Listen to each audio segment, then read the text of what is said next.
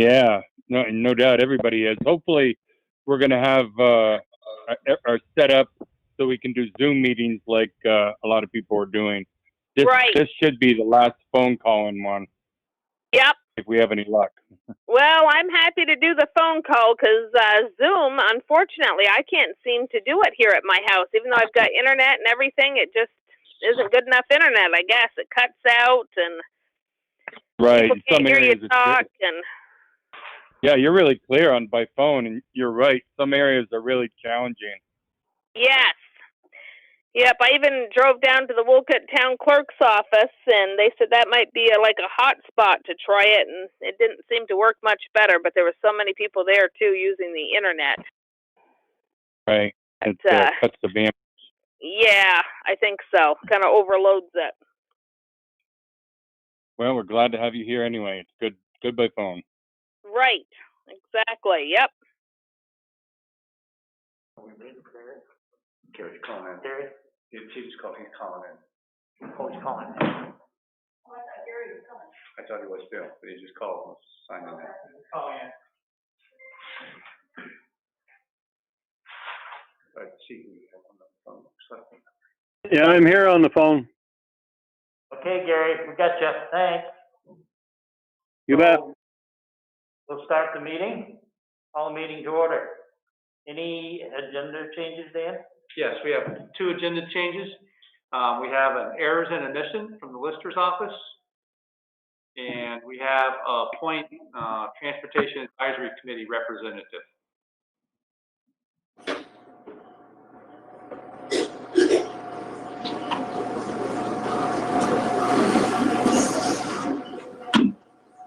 Okay. Other than that, I checked everybody's online. So approve the minutes of the November 19th meeting. So move. Bob? Bob Beeman. Okay. Second. Yeah, it's Gary. I'll second it, but it's November 16th, I think. What did I say? 19th, you said. Okay, sorry.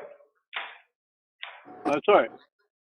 So the 16th, Gary seconded. Any further?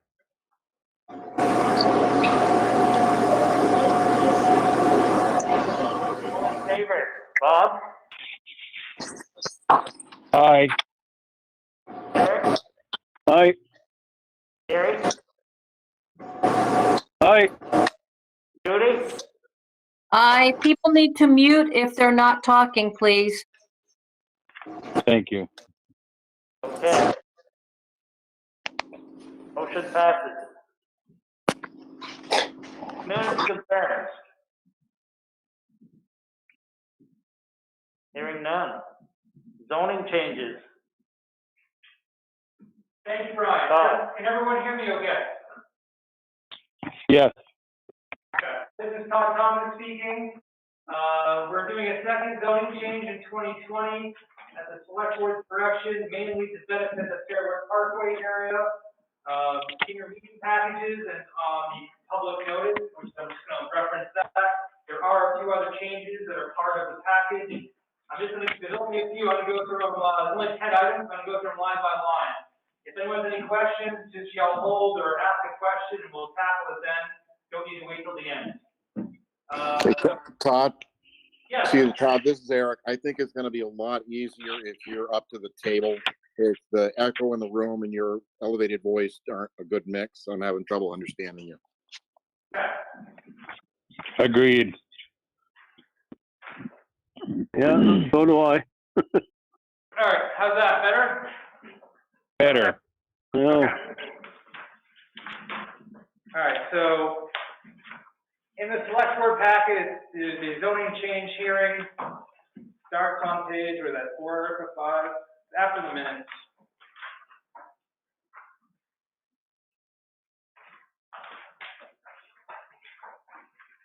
So about a quarter of the way in, the hearing notice, we're working off the same thing, public notice, warrant hearing. There's items A through J at the bottom of the hearing. That's what I'm working off of right now. So everyone has that? Yes. Okay. Yep. On number A, class 2 development in the industrial zone, that's more of a housekeeping correction.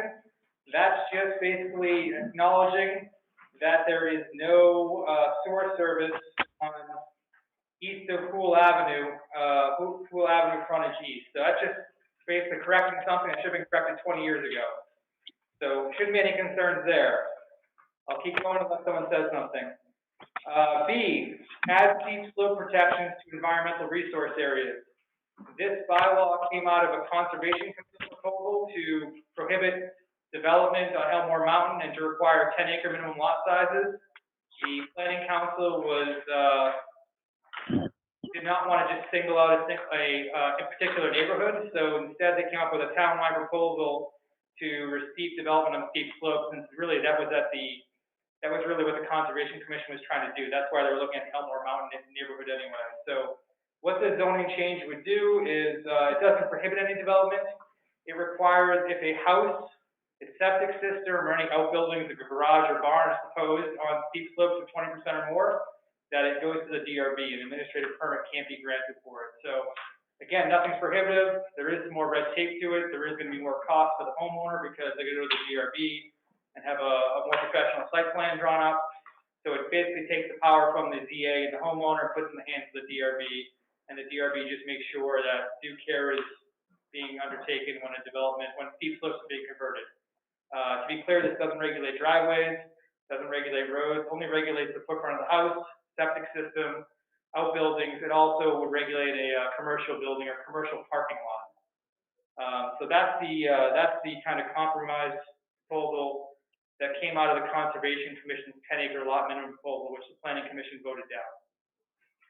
So Todd, I have a question. So that means it's not prohibitive of like driveways. So the driveway can still be steep, and you can have your house lot there as long as you've got it plateaued off. Correct. Right? Or there's nothing that says the DRB can't allow development on the 25% slope. It just requires conditional use. The DRB will put conditions on it for stormwater or for erosion or who knows. I can't speak for the DRB, but it still could be. It doesn't regulate a driveway whatsoever, Bob. If you want to put out your house with your steep driveway and the fire truck can't get to it, it's your issue when the house is on fire. It's not something we're trying to regulate via zoning. Okay, understood.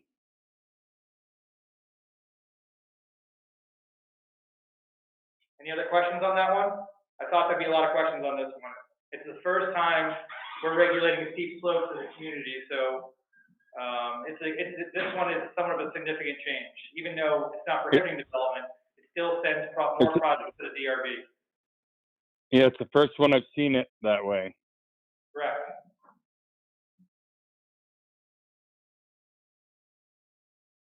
Yeah, as typical, we'll probably get more questions about it after we go through the first one or two applications.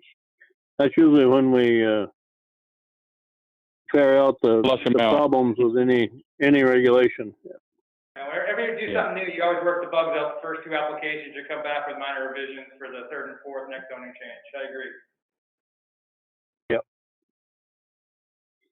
Any other questions on that one? This is a public hearing. Again, we're not voting tonight. We're just taking public comments, asking questions tonight. You guys are scheduled to vote on this at your January something meeting, or the first meeting in January? Will be the 4th. You could vote on this actually at your next meeting, but I wasn't sure at the time you're having a meeting on December 21st. So you could vote on this on the 21st. You could also vote on it January 4th. I've got the trustees voting January 6th. I'm expecting changes from this board more than the trustees, so I've got you guys in the batter's box first.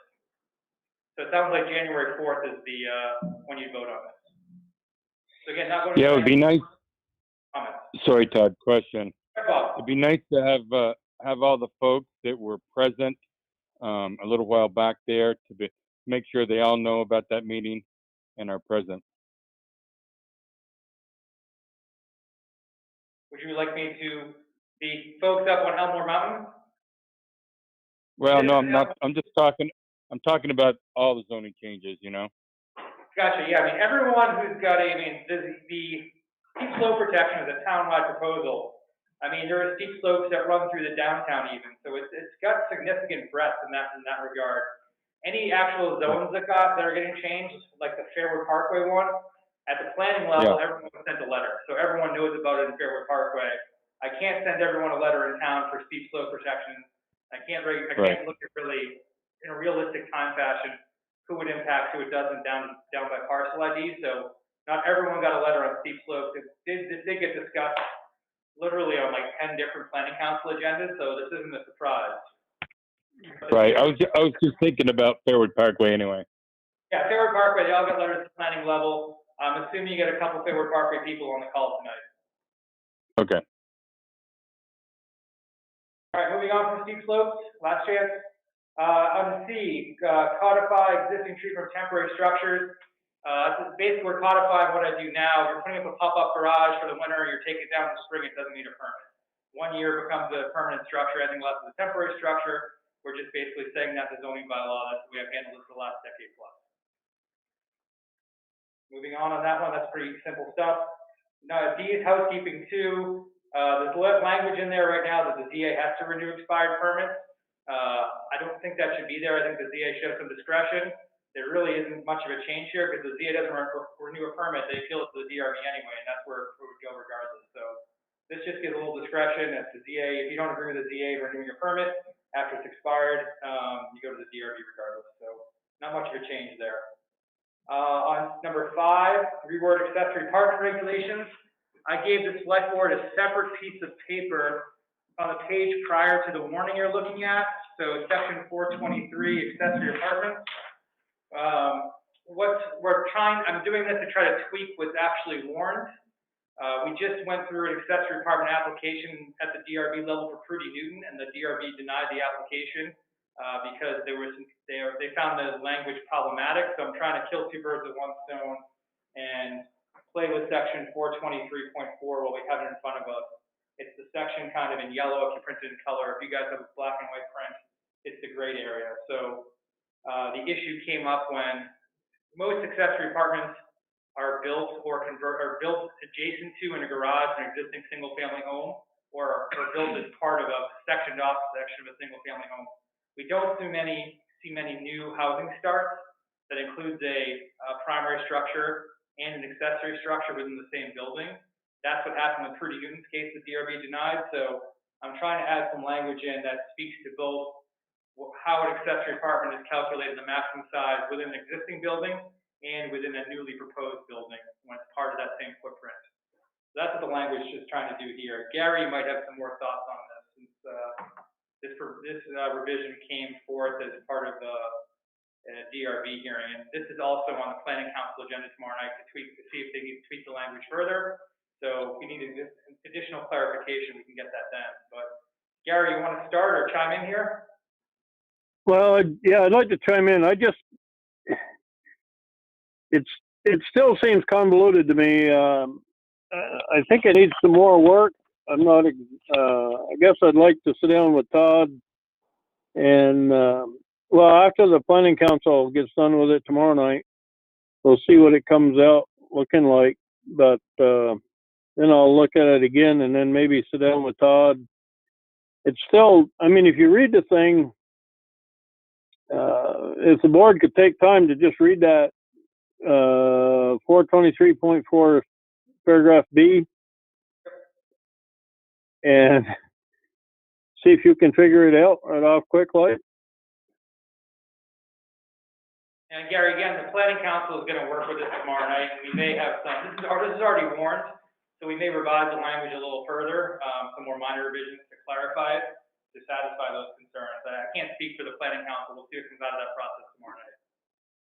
Right, yeah, no, I understand, and that's why I said after they do what they want to do with it tomorrow night, I'll take another look at it and from the DRB side and see if it will pass muster. But like I say, I'd appreciate it if the board members would just take a quick read through that and see if you can understand it right off quick like. Yeah, I read it, Gary, and it's not clear. No, I'm wondering, Todd, is there any way you could put like an example in? Yeah, the planning council may ask me, I've already heard we may do a drawing or 2 drawings in there of what it looks like for an accessory apartment to take up a portion of an existing building, or a drawing showing accessory apartment proposed as part of a new building. So the kind of how the math works out on both of those. So That sounds good. Yeah, that example may be visual. I'll see what they want to do tomorrow night. Well, I Okay. mean, if you read the thing, to me, it's still, in the first line, you can have a proposed accessory apartment not greater than 60% of the total floor space of the existing primary dwelling, or greater than 40% of the total floor space of any new structure. I can't get through my thick head why you're allowed 60% of an existing primary dwelling, but only 40% of a brand new dwelling. And the board members picked up on it. Todd can vouch for it. I mean, we had quite a discussion over the Newton project, and it was so, I guess, convoluted if to say that we couldn't really figure out, 7 members came up with 7 different answers, Yeah, I think on the existing language with a Newton application, I think the board ended up with 3, possibly 4 different interpretations of the existing language, not what's in front of the board tonight, and we discussed it for over 2 hours total. So we're trying to obviously fix that. I don't think we're quite to the finish line yet, but I think it's better than what we got. We'll see what comes out of tomorrow night. But I'm happy. Rather than beat a dead horse here, rather than beat this to death, let's wait and see what the planning council comes up with, and we'll take another shot at it. Okay. Any other questions? Sounds good to me. All right, moving on. Campaign signs. Right now, our regulations say 30 days prior. You can't have campaign signs up more than 30 days prior to the election. This was a different election with the amount of mail-in voting that we've had in the past, the presidential election. We were voting here, I think, 48 days prior to Election Day. So that means you put the ZA, who's myself, obviously, was in a spot where for 3 weeks or the greater part of 2.5 weeks, people were voting for president, voting for local offices where campaign signs were legal. So I'm trying to expand the campaign sign allowance from 30 days to 60 days to make sure when people are voting, candidates can have their signs out. I didn't take a single campaign sign during election season. I try not to. It never ends well when you touch campaign signs. But in theory, I should have been taking every campaign sign in town for the better part of 2.5 weeks with the existing zoning. So that's why I'm trying to fix it from 30 to 60 days, which will solve that problem with the early voting. That's going to be more common, at least for the foreseeable future. Maybe not long term, but as of right now, it's going to be the next couple elections, I still think. Candidates also aren't very happy. We'll vote and there's no signs. Yeah, Gary, I agree with that. Is there an end date when they need to be? I mean, like a week after election, should they be all picked up? Is there anything in the regulations about that? Yeah, I think it's 72 hours are supposed to be gone. I have taken campaign signs. I should qualify my statement. I've taken some campaign signs and tossed in the dumpster since the election's been over. I waited a good week and a half to do that. But I didn't touch any during the election until the election was over. But in the bylaw, any signage, any temporary signage like that is supposed to be gone 72 hours after the event, I believe. Okay, that's fine. All right, 840.8. Gary may chime in here again. We're setting wet hydrant locations and requiring dry hydrants in major rural subdivisions. So right now, the zoning bylaw is very vague. It just says hydrants when you're on the village water system for the fire chief. We'd like to give applicants a little more direction than that. So there's actually some specifications in there of where the hydrant should go. That was done with the fire chief and with the local engineer. The dry hydrants so the wet hydrants I'm not expecting any issues with. The dry hydrants, there are some people who take issues with that with rural areas. The DRB has discussed this for a while. The planning council is pretty, they're set in that if you're doing a major subdivision, which is creating 3 or more new building lots, there should be a provision for firefighting. It doesn't have to be within the subdivision. It can be with up to think it's a half mile away. I have to look at the regulations right in front of me. And the dry hydrant, the developer has to buy a dry hydrant either in a pond they make, an existing water source. There are a few different options there. So there are people who think that a dry hydrant should be, a dry hydrant again is basically a pipe in a water source that's threaded to the fire hydrant, hook the pumper truck into and pull water from.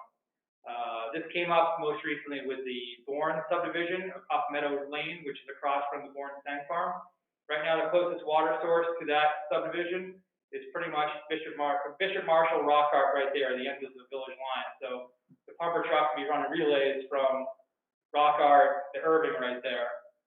In this case, the developer was required by the DRB to put a dry hydrant into the Ryder Brook, right, the concrete bridge just to the north of the airport.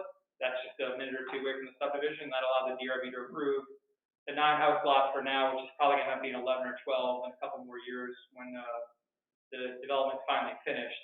There are people out there who argue that the town is overreaching because if you want to build houses in a rural area, you understand what you're buying something that doesn't have a water source, especially in Vermont. So there is some debate on this. The zoning does require a dry hydrant for major subdivisions, and I'm expecting some discussion about that. Gary, not to pick on you again. You want to start? Yeah, I'm ready. Yeah, it's fine to require a dry hydrant, but one of the first prerequisites for a dry hydrant is you ought to have some water.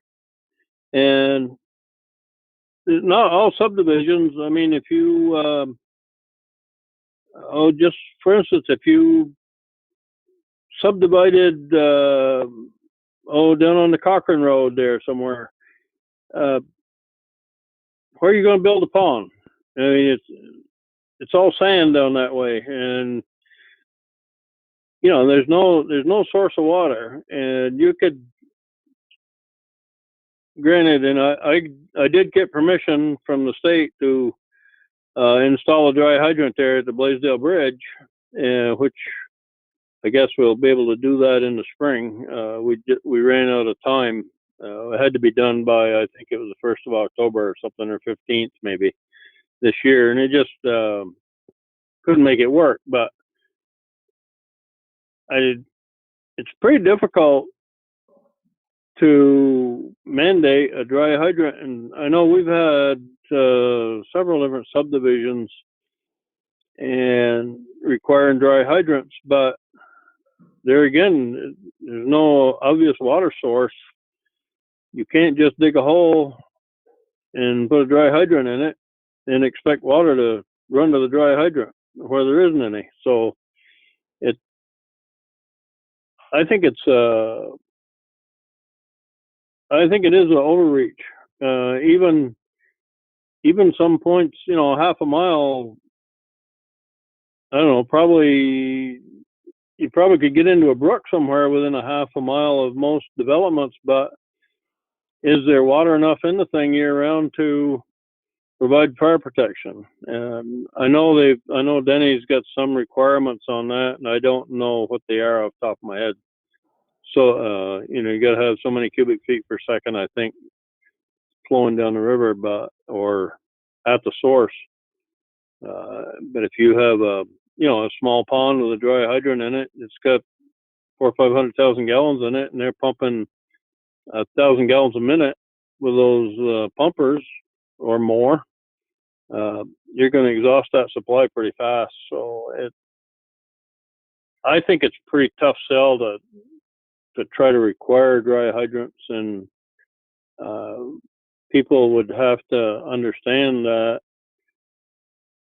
you're probably going to pay a premium on your fire insurance by building. I'm pretty fortunate. I got a fire hydrant within 25 feet of my house, and so does the neighbor. But I don't know if that would do any good or not. It might be so hot you wouldn't be able to hook onto it. I'm not sure, but there's a lot of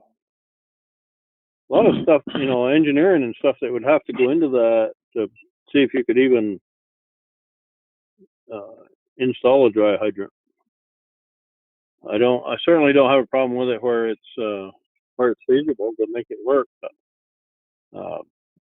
to blanket blanket regulation to require any developer that develops over 3 lots to have to install a dry hydrant is,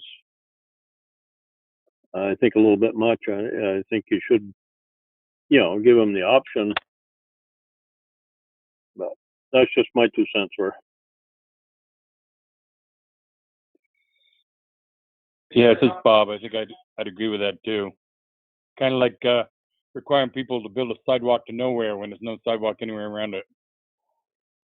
You guys look to discuss. Well, that happens from time to time, but given enough time, they'll connect. I agree on the sidewalk. Yeah, we'll see, Gary. We'll see, Gary. You guys will want to discuss this with the fire chief, Denny. Denny's a large proponent of this language and having a water source available. The planning council did rely on Denny very much in drafting this language on page 11 of your meeting package. So, public comments. Any other public comments on this for the public hearing? This is Etienne. Would you mind just reminding us of exactly why this came before the planning council? It was I think we spent a couple hours in deliberative session on the Bourne subdivision. That's right across from the fuel tanks of Route 100, the one I just referenced earlier off Meadow Drive. There's a contingent of the DRB that doesn't want to vote for any new development if it doesn't have fire protection. There's a contingent of the DRB, like Gary just saying, the fire needs to know what they're buying, and there's no fire protection. The fire department will do their best. There's no water resources nearby or no dry hydrants. The fire department will do its best, but the fire may take longer to be put out if you're in a rural area without a water source. So that's where it really came from. And the DRB at the time of that subdivision had trouble with the existing language in the zoning and was unclear about how to interpret it. The existing language has been there for decades. It's been untouched for the 10 years plus I've been here. So the DRB wasn't clear on the existing language. The DRB asked the Planning Commission to tackle revising the language so it was clear. That's what you have in front of you tonight. There's a question if there is too much government control or not in the language. I can tell you the language makes the fire chief happy. He thinks it will save structures and potentially lives, but there's also the question of how much regulation is too much regulation. That will be for the select board and the trustees. It's more of a select board issue, it's not a village issue, to decide what they're more comfortable with when they vote on this on January 4th. Does that answer your question, Etienne?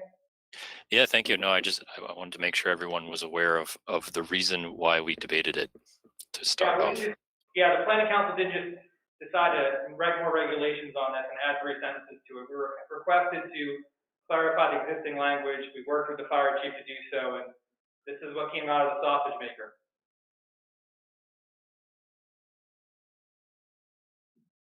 Any other comments on that one? If not, I'm moving on to H, remove studio group 1 visual limitation from accessory apartment definition. This is driven by a state statutory change. They're trying to make accessory apartments more easy for people to seek permits for. And really, we can't legally do that anymore, nor do we want to. So if you want to have 2 small bedrooms instead of 1 bedroom accessory apartment, as long as it meets the ratio discussed earlier, there's no issue with that after the zoning change goes through. So that's more housekeeping under H. Under I, the last 2, I and J, are the Fairwood Parkway ones. The Fairwood Parkway neighbors met with the select board. They were kind of not pleased with the development this summer, or not pleased how a zoning change shook out back in 2018 or 2017. I don't have the year exactly in front of me. So the select board told the planning council to change the zoning in the neighborhood. What this neighborhood zoning change does, which is shown on page 14 of your package, the area being changed, it moves a large area of medium density residential, largely medium density residential, into low density residential. The real change for the neighborhood perspective is in medium density residential, duplexes are allowed. In low density residential, which the neighborhood would go to, duplexes are not allowed. The minimum lot size in medium density residential is 4,000 square feet per unit. In low density, it's 10,000 square feet per unit, so it's 2.5 times larger. So really, the neighborhood is being downsized from MDR medium to LDR low. And the real life ramifications of that are no more duplexes and minimum lot size increasing from 4,000 square feet to 10,000 square feet. That's the gist of it. And I'm not sure if the select board members saw, I did get one comment letter on this from Bob Henue earlier this evening at 4:45. I think he sent that to the select board members. I sent it to Dan. I have that here if anyone needs me to read it.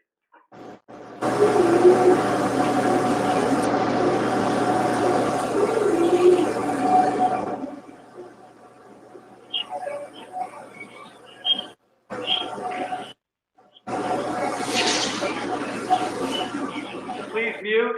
Someone's got a lot of background noise. That's better. He's an echo.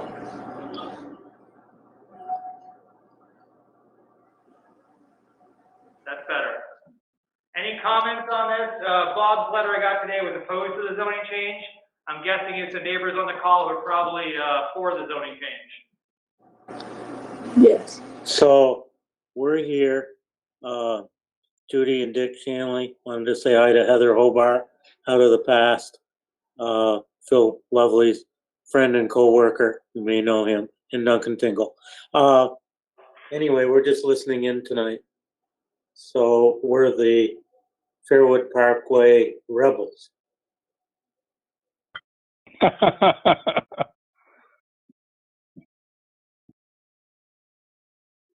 Any other comments? Rick's there, I think. I'm on board too. I'm with co-rebel with Dick there, so on the east side. East side. Better side.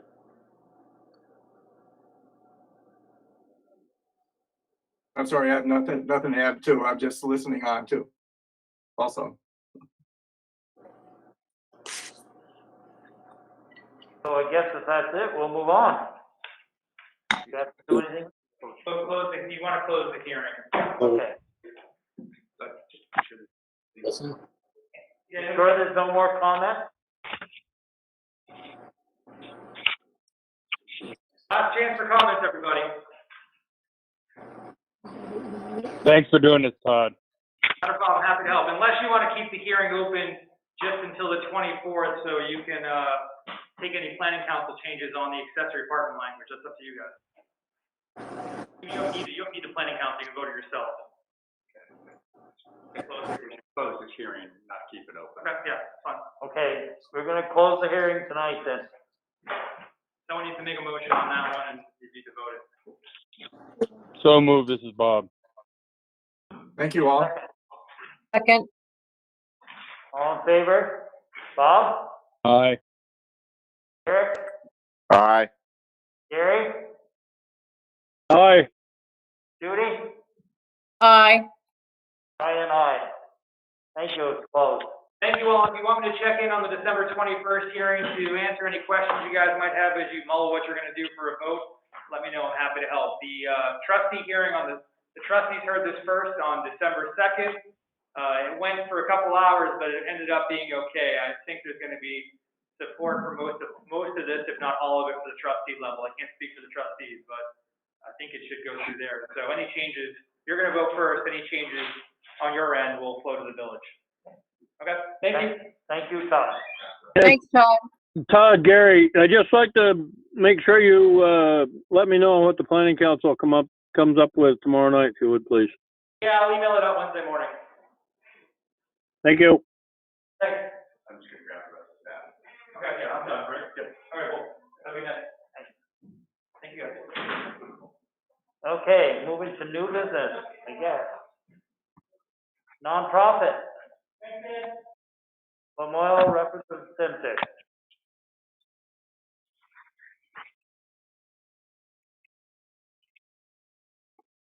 Anybody there for that?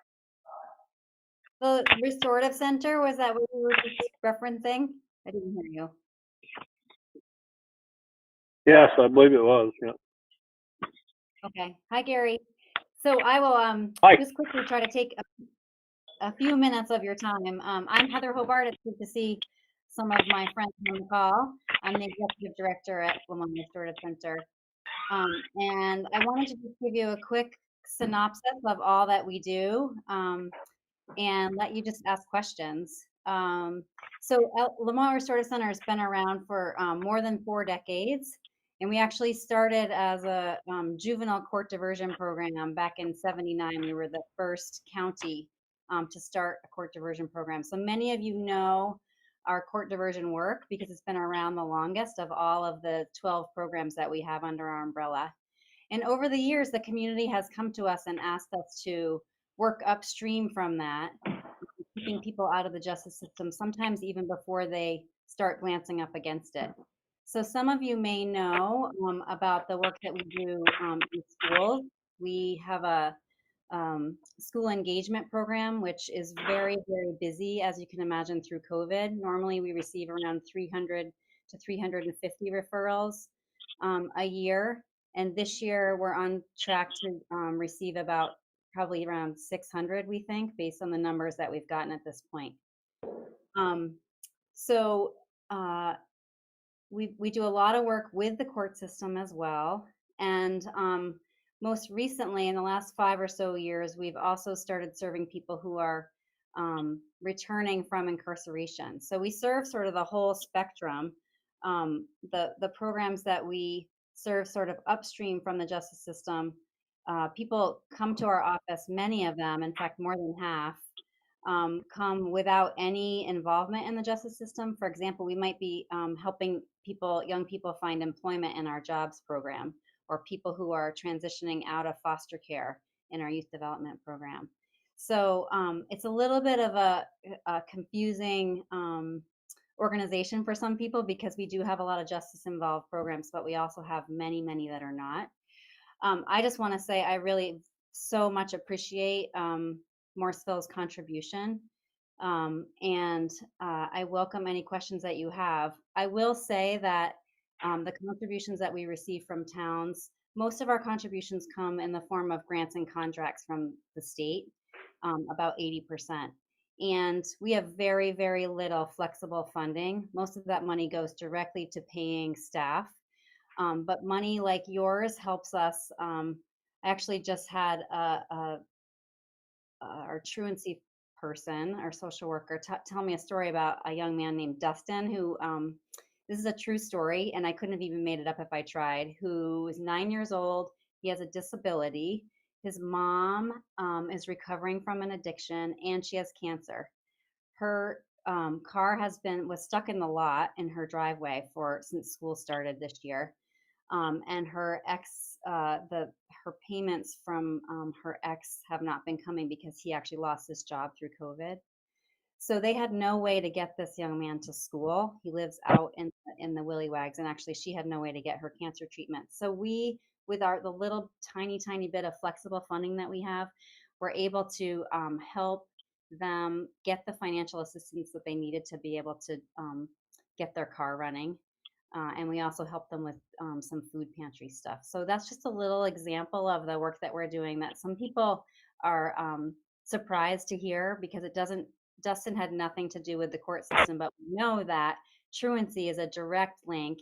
If kids start missing school, they're much more likely to end up later on in the system. So I just wanted to say I really appreciate your support and would welcome any questions that you have, and I'll stop talking. I did send a little one-pager to Erica that, or we sent it earlier today, that we're happy to share with you guys if you have any other questions. That's awesome, Heather. This is Bob Beeman. I think that's a great story, and I had no idea that the Restorative Center did things like that, and I just think that's great for our community. Thanks a lot. Thank you, Bob. Any other comments? Questions? I was curious about, this is Judy Bickford. When you mentioned truancy, I know that's a big problem because of COVID.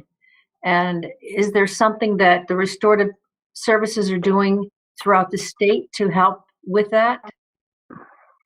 There actually is no other truancy program. We're the only one like it in the state, Judy. And I'm in communication. I was just on a call with the Deputy Secretary of education last week because they are seeing a huge problem and they really want to get at it. But so we're working with other folks around the state to try to help replicate. Of course, it's a funding issue, but there are ways that schools can try to engage. People are really surprised to hear that in our pretty rural community, that technology is actually not the challenge. Most kids have access to the technology and the internet, not everybody, but most that they need. It's just getting kids to choose between YouTube and their PlayStation 4 and logging on to class. And I can tell you as a mom of a 13 and 10-year-old kids, I can identify with that. That's a challenge. Any other comments or questions? Yeah, Heather, this is Gary. I just want to tell you to keep up the great work. You're doing a heck of a job since you got involved with that program over there, and just keep it up. Thank you for what you're doing. Thanks a lot, Gary. Heather, it's Eric Dodge. I want to chime in as everybody else has to thank you for what you do, but to tell you that I have a concern. This is in no way a criticism of your program in any way, shape, or form, but I am concerned that the justice system has been using this program, or in particular your diversion program, as a dumping ground to try and alleviate caseload. I've seen cases headed that direction that, in my opinion, do not either deserve a second chance at diversion or should not be heading there in the first place. Yeah. And I know they've relaxed some of the guidelines, that they're kind of flexible, but I sympathize with you folks in the work that you're doing with some of the folks you're dealing with who have been in the system repeatedly. And so I would just tell you that, yeah, you have a sympathetic ear to that piece of it. So I see it daily. Just so you know, we do have an agreement with each prosecutor that comes into office, and we decide what referrals will come. So the other piece, Eric, that when I hear people asking about what's getting referred, we have some programs now that are serving people who are higher risk that are not necessarily in the court diversion program, but we're looking to get them into, for example, mental health and substance use treatment. So I just always ask people to maybe look at the reason that folks are coming here, and they still will get returned if they're not following through. And I'm happy to talk with you offline a little bit about that. I know you know more than most about it. Thanks, Heller. Appreciate it. Any other? I'd like to say that I've seen a lot of good people come out of that, get help, and it's helped the community a lot. I'd like to keep up the good work. Is that Todd? Brian. Oh, Brian, thank you. Yeah, sorry. Yes. I've worked with a lot of them, Brian Shackett, and I think that was a good program, and there was a lot of good help, and I just think it was a good thing. Okay, any other questions? Comments? And moving to Lamoille Home Health. Hi, can everybody hear me? Yeah. Great. So I'm Kathy DeMars, and I'm the Executive Director at Lamoille Home Health and Hospice. I have been there for, I can't believe, almost 30 years. So I've seen a lot of changes in healthcare in the last 30 years. But I kind of wanted to tell you a little bit about who we are, what we do, the people that we see in the community. So we're a nonprofit home health and hospice agency. We have a local board of directors that governs us.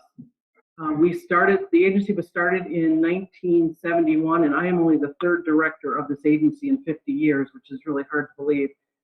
Joyce Fellows was the first, Amelette was the second, and I'm the third. So we've got a lot of longevity in our administration for sure. We have a designated area that we can serve. We don't go outside of Lamoille County. We just see people in this county, and that's state regulated for us. We have to follow all the state and federal regulations. We're surveyed regularly to make sure we're following all those things. So we're really tightly regulated, but our main mission is always to just take care of the community. Who do we see? we see pregnant moms, we see new babies, we see not so healthy babies, we see chronically ill people, we see surgical patients, we see hospice patients.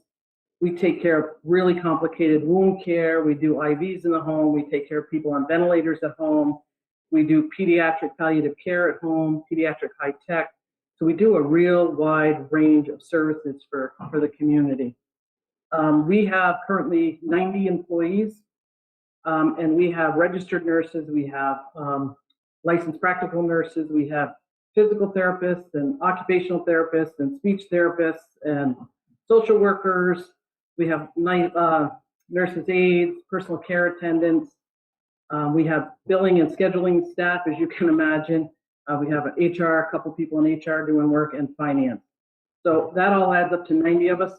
The bulk of our people are all out on the road. There's only about 12 or 14 people in the office, and everybody else is out making those visits every single day. And we're doing those visits absolutely every single day, including holidays and weekends. There's always a nurse on call, and she's on call 24. There's nursing available 24 hours a day, 7 days a week, 365 days a year. So our clients can call us anytime, day or night, if they have a problem, concern, issue, or just, need some sort of guidance. So we stay really busy, I have to say. In Morrisville this year, we've made 11,871 visits in person. So almost 12,000 visits to the folks in Morrisville this year. And then we also made almost 1,000 non-billable telephone encounters since COVID.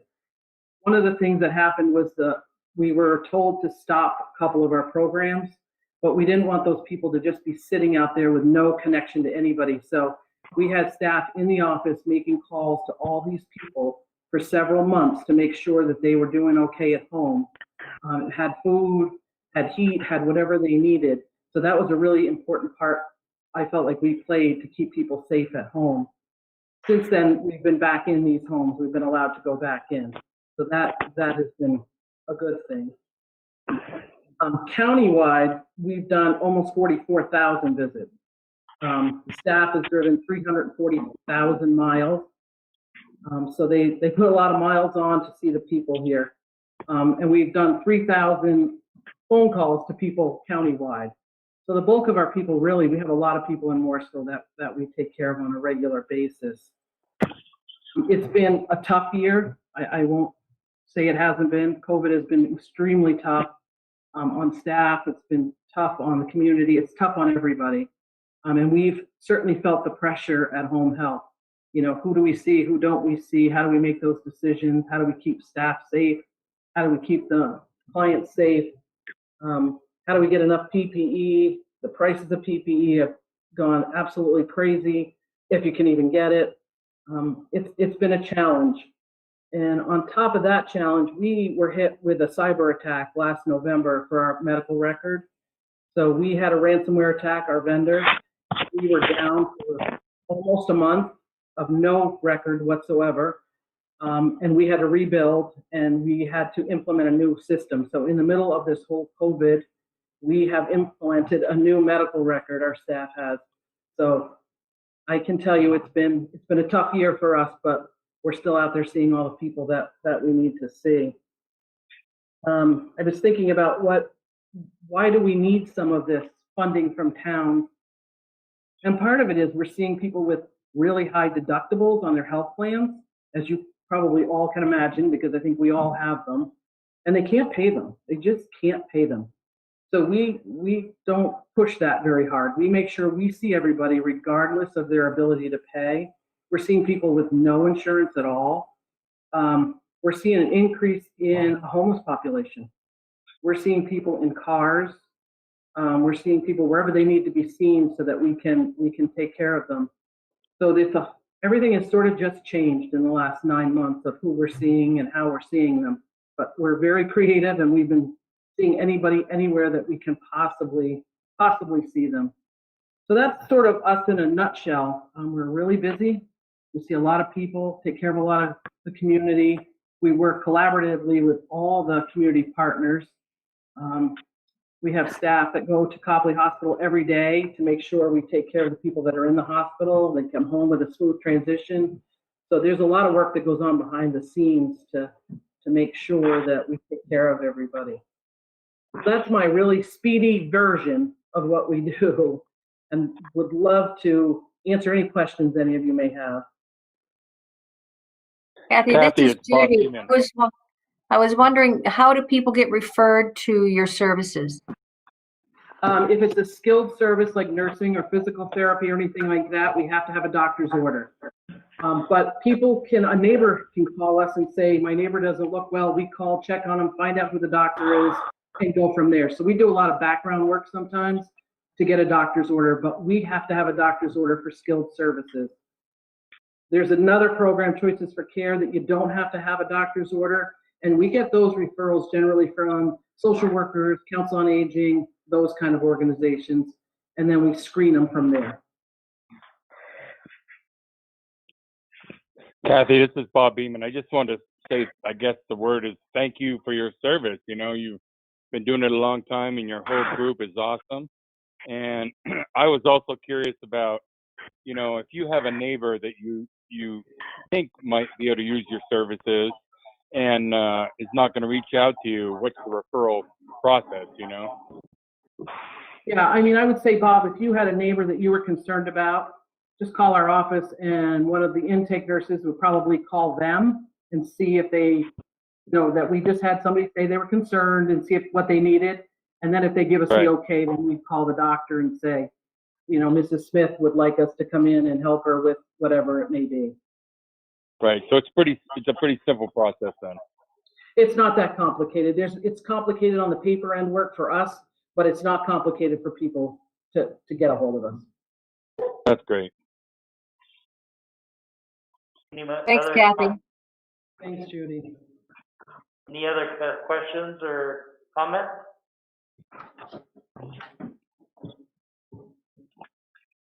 Eric, all set? All set. I'm all set. All set. Thank you. Okay. Kathy, I had another question. Thank you, everybody. Do you have any data on the increase in homelessness or people who are struggling at home? How much of an increase there has been since COVID? I probably could pull that data. I can tell you that our census is up. We're seeing more people in general because people don't really want to go into the doctor's office or the hospital. So we're seeing a lot more people at home because they feel safer. But I could get that kind of info for you, Judy, specific. I was just curious if you had I'm sure somebody has it out there that there's a more homeless population than we had last year at this time. I can tell you that mental health absolutely has those figures in there, right in the palm of their hand. I want to think that we have 90 people that are living in hotel rooms right now. Yeah, I think it's 84 adults and almost 40 kids, Kathy. Yeah, it's gone way up. Last year it was 80 people total at this time, Judy. Thank you. Okay. Thanks a lot, Kathy. Thank you, Brian. Hey, Justice for Dogs, Amy. Hi, I'm Amy Touchette. I'm president of Justice for Dogs, and thank you for choosing us to speak tonight and for all of your support over the years. Justice for Dogs is celebrating 15 years of helping local animals in Lamoille County. We are an all-volunteer run rescue, so all the money goes to caring for the animals. And we don't take animals from out of state. We are here for our local pets. In Morrisville, we deal a lot with cats, even though we've put quite a dent in the population of feral cats.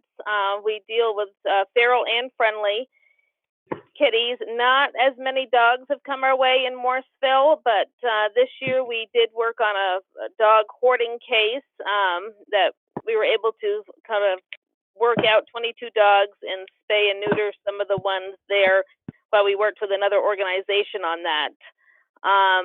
Another thing that we do in Morrisville is we help organize and advertise for the rabies clinic that's held in Morrisville each year. We promote the VSNP program, which is a local, state-run, low-cost spay-neuter program to encourage people to, spay and neuter their pets. We donate food to people in Morrisville to help feed their pets during difficult times, and we've also provided some medical care and transport of pets that belong to seniors to the vet. We are a source of information for the community. We get tons of phone calls on all different things, and we try to help out wherever we can. And I think that's us in a nutshell. If there's any questions, I'd love to answer them.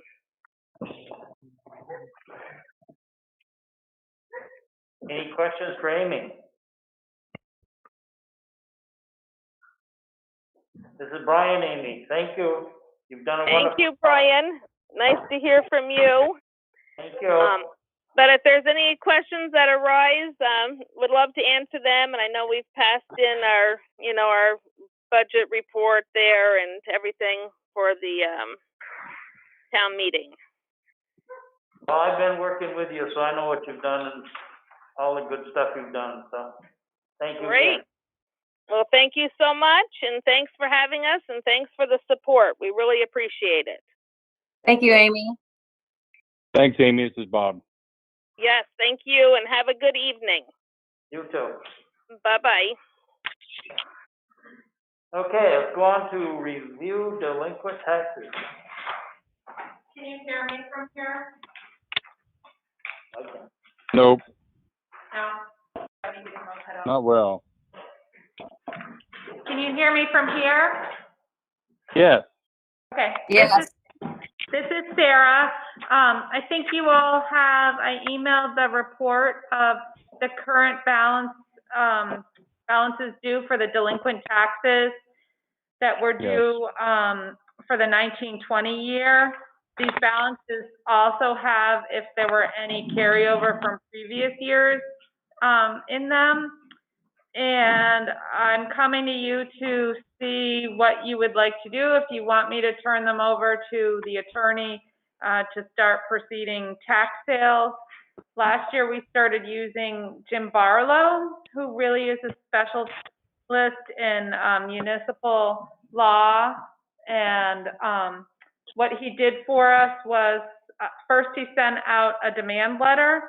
And then after that, I brought the list back to you of the ones that hadn't paid that we brought to tax sale. You can only charge the property owner up to 15% of legal fees. He charges $75 per demand letter to send. So that is why I have the breakdown of the $500 or more, just trying to figure out what makes sense financially, who to send letters to, who if there's anybody you don't want to.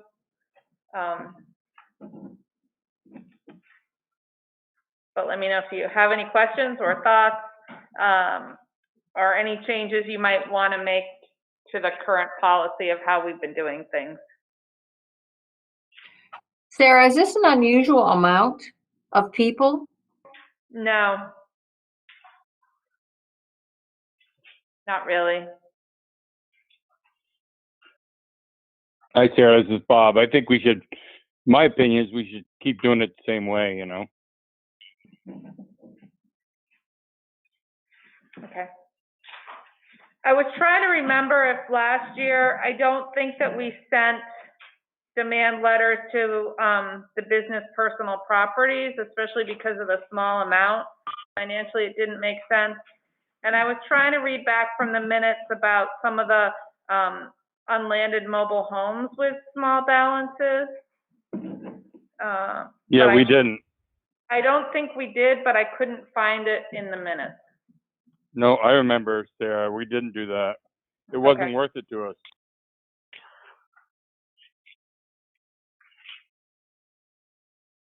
Well, this is Gary. It certainly doesn't seem like it would make sense to send a $75 letter to try to get a $70 tax bill paid, Correct. Yeah. or a $10.22 one, or, yeah, what do you do in the past? Do you set a limit, Yeah, on I who you remember- send, you know, a dollar value on, who you send these out to? Yeah, I think that that's what we did. Last year was the first year of doing it this way. Previously, the other local attorneys, the town wasn't liable for the fees. They kind of did it pro bono. And so then last year was the first year that we actually, had to pay the legal fees regardless if we could collect them or not.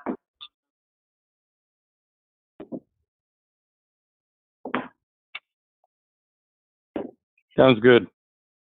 Sarah, I noticed on your list, there's two lists on the attachment. And the second list, I understand why one might be highlighted. I don't understand in the bottom part of the email why the second one is highlighted. The 14, Second page? yes. The second page, the second highlight. I'm thinking the second page was just my notes. I think it's the same spreadsheet, but is that in alphabetical order? Yeah. Yeah, Yeah, ignore I the think that's, second, yeah. yeah, ignore the second page. Those don't mean anything. That's just alphabetical order. Okay, thank you.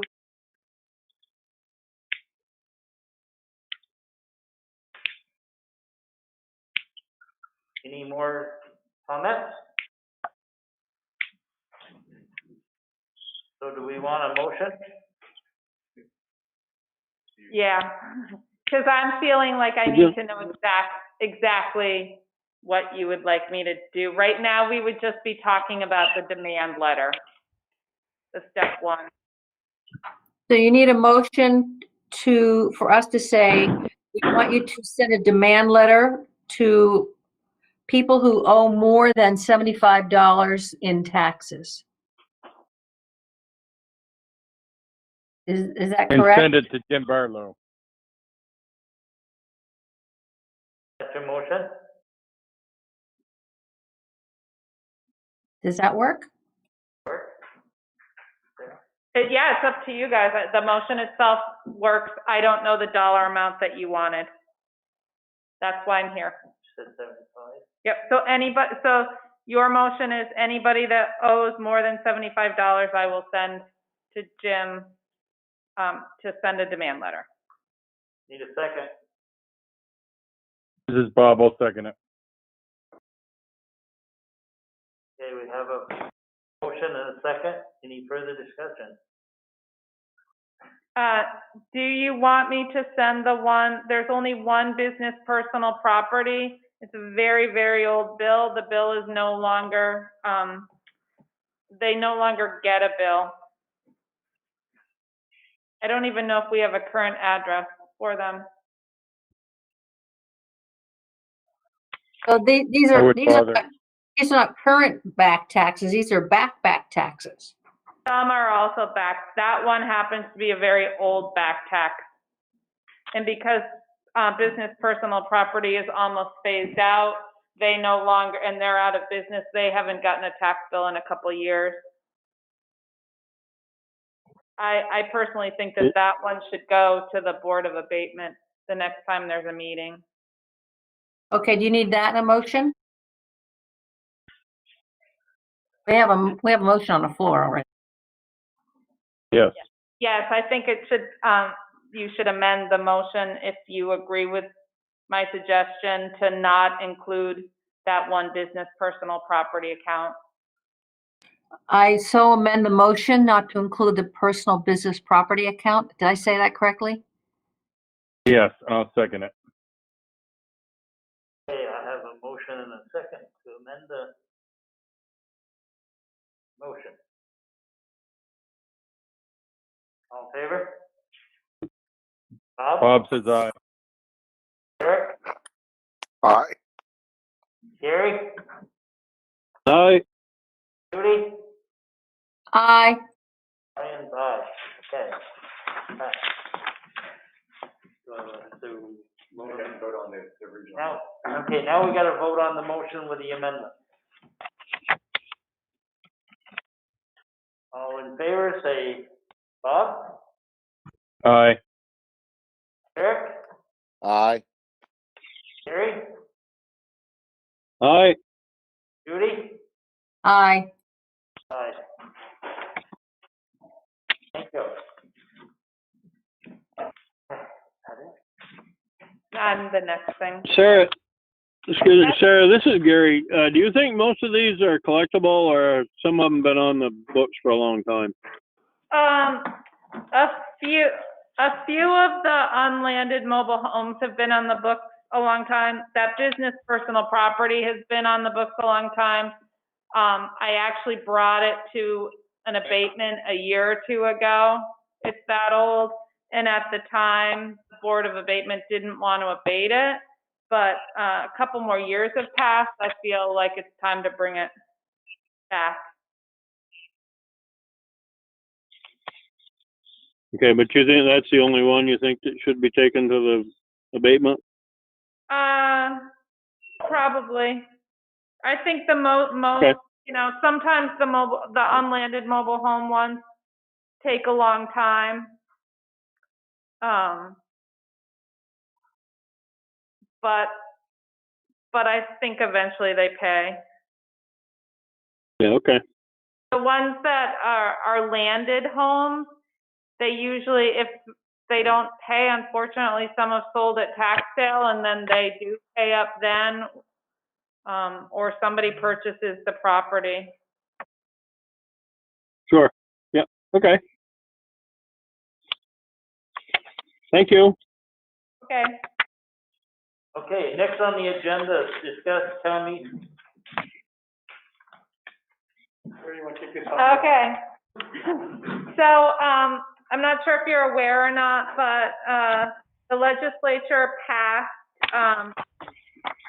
an act to, allow in 2021 boards to move any floor meetings to, Australian ballot. Most, due to COVID. So we can't have more than 75 people indoors at the moment. It could change. That's just currently. So that is less than half of what we would have at a normal town meeting. So therefore, under the current regulations from the state under COVID, we couldn't have traditional floor town meeting as it stands. So I'm coming to you. I think that you all got some information from VLCT about moving town meeting to an Australian ballot. I think Sarah and I are looking for some comments and direction from the board as we get ready to start working on the warning and getting ready to prepare for town meeting. I think if you read everything, you can't hold it remotely or virtually. You would be limited to 75 people. I think, I'm not going to speak for the school, but I think they would probably have some concerns about us being at the school, you know, and there's everything that we would have to do to prepare for town meeting. So I think Sarah and I are both looking for some input back from the board on what you would like us to start working on for this year. It's not that far away. I mean, realistically, you know, we start doing the warning and planning everything the 1st of January. So based on all the guidance that VLCT has put together, well, the legislature has put together, and then VLCT has helped summarize it, we need to hear from you guys on what you think is going to be the best approach to conduct town meeting. I think, Sarah, if I'm correct, there's no authority yet to change meeting dates. No. And that could happen at the legislative cycle. It could not happen at the legislative cycle. So I think rather than confuse the issues about possibly moving the date, it's kind of how do you want us? What are your thoughts? I guess just about town meeting this year. Is the state proposing they would help pay for Australian ballots? Today, no. I don't think that they have the authority to do that. I know that it's sort of being drafted, looked at. There's a committee of clerks and the election division and some legislative bodies that are looking at what maybe they could, but they can't vote on anything until the legislature's in session in January. I think it would be more, sorry, Judy, I think it'd be more of a traditional, if somebody wanted to vote, just like for the school, they can still request an absentee ballot this time by just simply calling Sarah. I was wondering about the votes that usually happen on the floor. That's not going to have to be Australian ballot, then, isn't it? Yeah, that's what we're discussing. So we always have part Australian ballot anyways. The town has the select board members, and then if there's any sort of high purchase financing costs, and then we do the school also, and there's the school board members, and then the school budget is always via Australian ballot. So we always have a ballot, and we always have an Australian ballot portion anyways. We're talking about the questions that usually happen on the floor, the officers that are usually voted on the floor, the town budget, the social service agency appropriations. All of those 20 different articles would be on a ballot versus a discussion on the floor.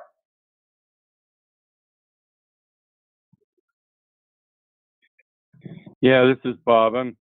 I've been thinking about this a lot. I read this a while back, and I think even though we may be on the brink of having a vaccine widely distributed, because so much we have to do to prepare for town meeting has to be done fairly soon. I think that we have to assume that we may have to do this remotely, or do it in a way that's a lot different than years past. I'd love to see. They talk about a little bit about the vaccine being distributed, between the middle of January and middle of February, but you can't bank on that. And even if you do, there's things that we've got to know now. I know you guys do to prepare for it. And I'm just thinking that, it's only 1 year. I know some people might be upset, but we might want to think about the possibility of doing things remotely. Everybody has gotten into this, this world we're living in now with Zoom meetings and work remotely for other reasons. And, I think town meeting may have to do the same thing for 1 year. I don't know, but that's my opinion. So Bob, we're not allowed to hold it remotely. We're not at all. No. And it doesn't look like there's any legislature pending that they're even investigating to do it remotely. I think I thought you were talking about it. I think that's got to do with the integrity of somebody voting remotely. Right. Hard to say voting. So the alternative is just do everything Australian ballot and not have one. Yeah, I think the choice is we have the floor meeting like we normally do. The issue is you can only have a maximum of 75 bodies today. That could change. It could be less. It could be more. And of those 75 bodies, we need to have a location big enough to have the 6 feet apart for social distancing, or we have to do it by Australian ballot. I'm curious, do you have any idea how we would handle when there's nominations from the floor when there isn't anybody running for a position? So all candidates would have to submit a consent of candidate form. The legislature have waived needing petitions, so nobody would have to go out and get a petition. They would simply have to sign a form that says they want to be a candidate on the ballot by a certain day. And then it would be just, which you all have done. It's the same form when you run as select board members. The one where you say how you want your name to be on the ballot. Anybody that wants to run for a position would have to submit that by the deadline, and the name would be on the ballot.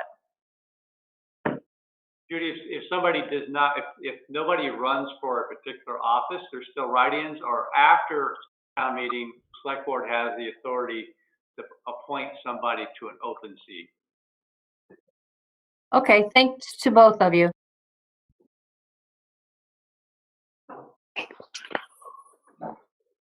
Hey, this is Eric, Brian.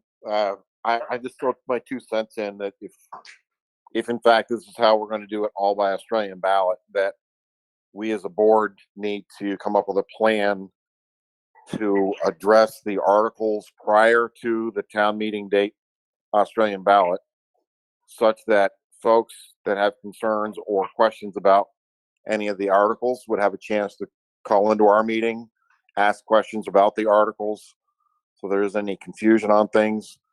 I don't know what that looks like. I would leave that to Dan to kind of give us a framework, and then we can fine tune it from there. If we have an Australian ballot, we're required to have an informational meeting. I think 10 days or so before town meeting, there's a very specific time frame. And that actually, I think if I remember right, has to be a part of the town meeting warning, and then that hearing has to be warned in a number of different ways. So there has to be an informational hearing where those things are brought out and the public is allowed to ask questions. That can be done remotely, just like we're doing a select board meeting now. Yeah, I understood. I'm just thinking that we may have, or we should plan to have, a lot of participation because of the absence of the town meeting, such that we don't try and schedule it as a part of the meeting, but we make it the entire meeting. Correct. Just to give you perspective, most towns that I've heard from are moving to Australian ballot. I know Stowe did. I talked to Elmore today. They're thinking about it. I know the school has it on their agenda next week. But towns small and large are, for the most part, feeling like they have to move to Australian ballot this year just because of trying to accommodate 75 voters or less is pretty hard with populations.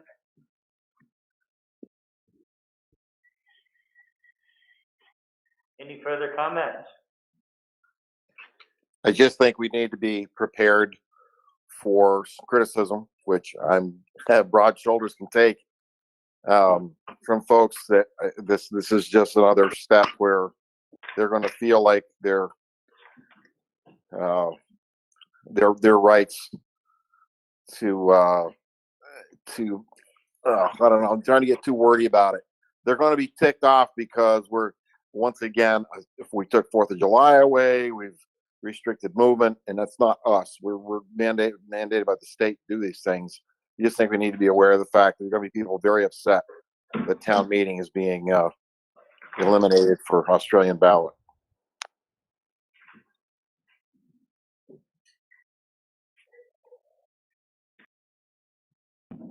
I agree, Eric. I think we should be prepared, but I think it's the thing we got to look into doing. So. Yeah, I don't think the state's given us any other chance or any other alternative at this point. No, I mean, the governor even sent out letters today to all of us clerks, kind of encouraging it. I think we have to look at it. It really isn't the government, it's the COVID. Therein lies the debate, Judy. Yeah. So Bob, you want to wear your suit? Right. So is there any more information that you would like Sarah and I to gather for you? I mean, we're going to have to look for a decision from you soon on this. So is there anything else that you want us to gather, or help you just to answer questions or whatever, so that you can make a decision soon on this particular item? I think if Sarah continues to, like, whatever information she's getting from other town clerks and what the rest of the state is doing and feeding that information to us would be good.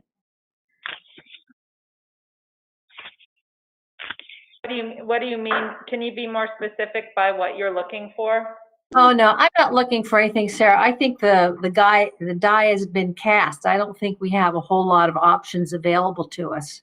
And if we know that the majority of the towns and all the towns in the state are going Australian ballot, I don't think there's any other options available to us. But I'm just saying, if you hear of anything else going on, just sharing it with us. Okay.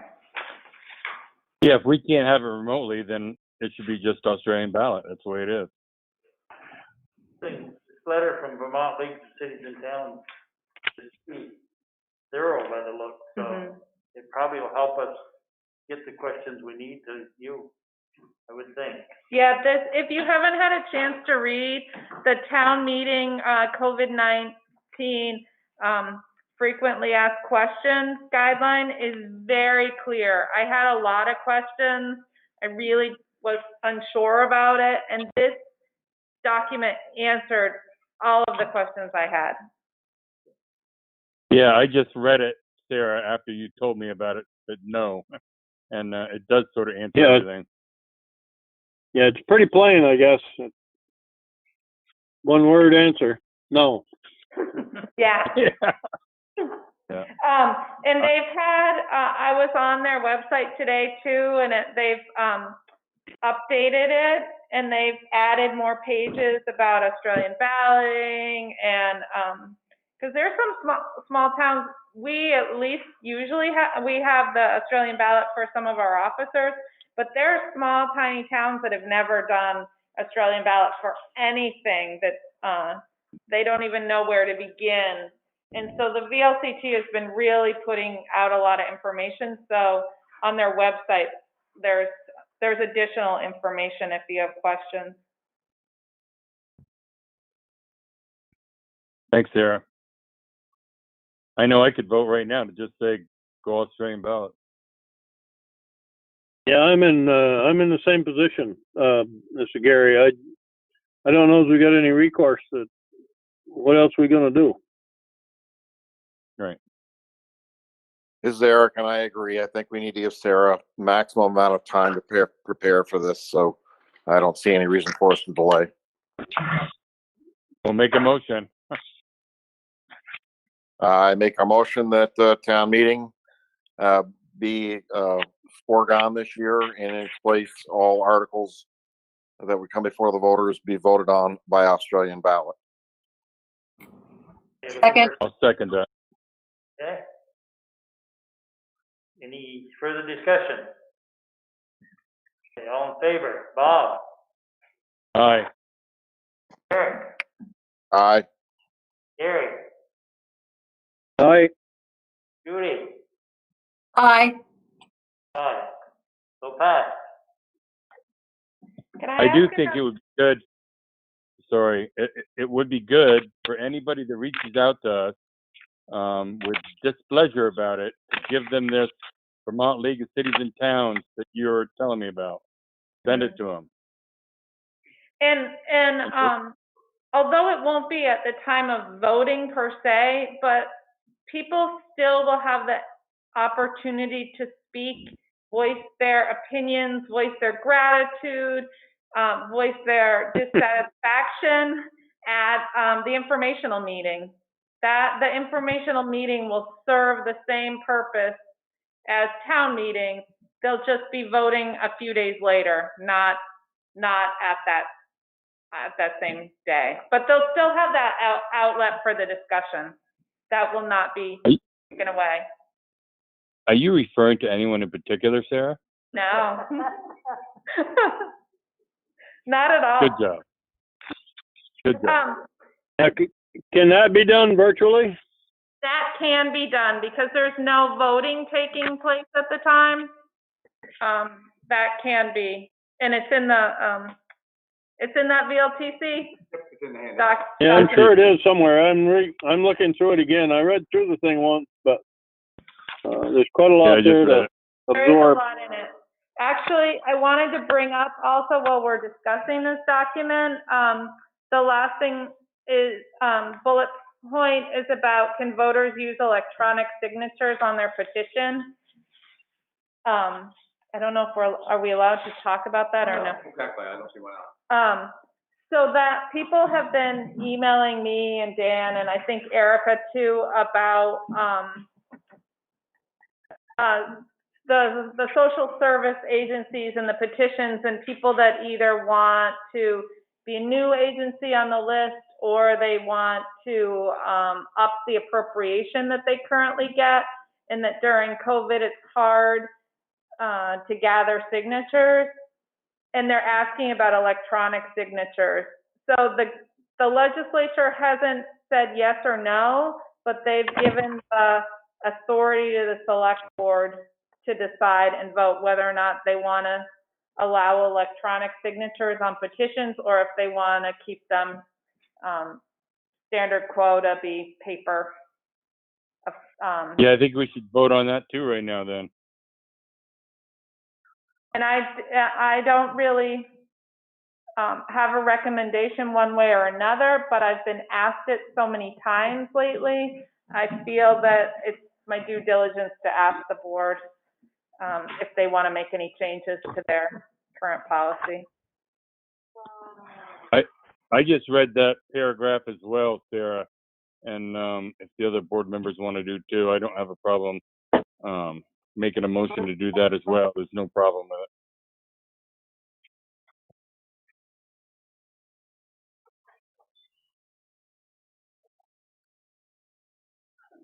it. It feels like being in between a rock and a hard place with this, because we can't ask people to go out and get signatures when we're supposed to stay 6 feet away. And I'm just not, I'm not familiar with electronic signature.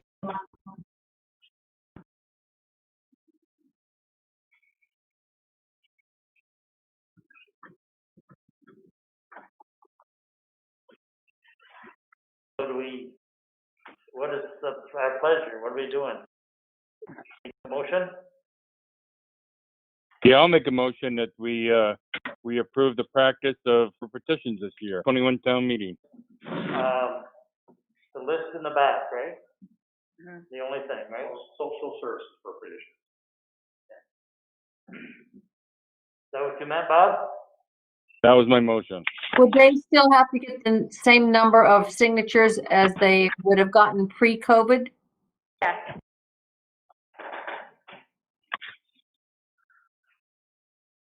Do I have a second? I'll second it. It's Gary. Okay. Any further discussion? All in favor, say aye. Bob? Aye. Eric? Aye. Eric? Aye. Judy? Aye. Aye.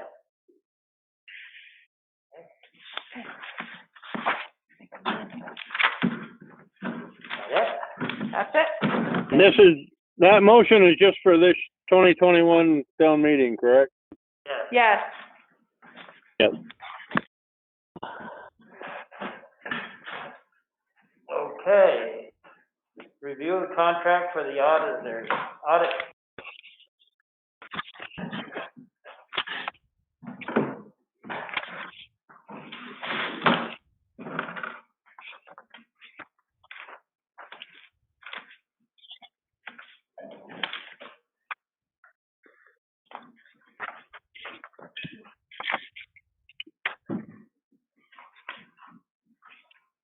Okay. Yeah, so this is Tina. I prepared audit proposal for you so that you could take a look at what we've paid in the past for audits and who bid this year for the next 3 years, who did this RFP. So you'll have that in front of you. The thing that I'd like you to take a look at especially is the estimated hours, because sometimes it varies quite a bit. Glenna Pound did our audit, and she's done our audit. You actually have the audit reports in your mailboxes now. In the past, she's done our audit. Mudgett, Janet Crow-Wisner's done it. The other two have not. And you'll notice that their hours, estimated hours, are quite a bit lower. So, I mean, I'm concerned about that, because if they go over their hours, they could potentially charge us more if there's not something in their contract saying they won't. The only one that has something in their contract saying that they will not charge us any more and could potentially charge us less is Mudgett, Janet Crow-Wisner. And Batchelder said that they would not exceed that the first year. So, I've worked with Cattell, Brannigan, Sargent before. They're a good firm. I have not had much experience with Batchelder. Mudgett is a very good firm. They did our audit for quite a few years, 9, I think. And we haven't had them for probably 6 years now, but they were very, well, no, more than that, 9 years, because we have had different ones. I myself have looked at all the proposals, and I feel most comfortable with Mudgett, Janet Crow-Wisner. I know they're not the least expensive, but I feel like they have a really good staff. They have a lot of people that they'd be able to devote quite a bit of time and give us the attention that I feel our audit would deserve. And I think that that's very important. Yes, Tina, this is Bob. I looked at that too. I actually reached out to Glenna, and I talked to her a couple weeks ago about the whole audit and everything, and I agree with you. I remember, speaking with Mudgett, Janet Crow-Wisner. They had done it for quite a while, and I thought they did a really good job for us. And I was also looking at the hours, and the cheaper price is only 98 hours, and the other one's 125. When the other two are 180 to 200, and I just don't want to pay a lower price and have them not catch everything, or have them go charging us on the back end or something. And I'm very comfortable with going with Mudgett for myself. Well, I know they do a quality audit for sure, and I want to make sure that the town, even though we may be paying more, that we're actually getting a good service for what we're paying for, and I would feel comfortable more with them than others. Right.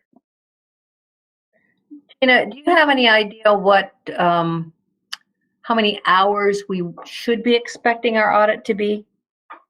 Well, it is hard to know that. I would say based on what these people have quoted, I know Mudgett, when they quoted their price to us, they went back to see what type of hours they had spent in the past. So I'm thinking somewhere around the 200 mark is about accurate. But I think, some people, put down 200 hours, but might spend 50. So I don't know. And then when they bill, they don't write down, or in the past few years, they haven't said how many hours anything was. It was just a dollar amount. So it's hard for me to know in the last 6 years what we've spent, how many hours we have paid for, I guess I'll say. Right. Thank you.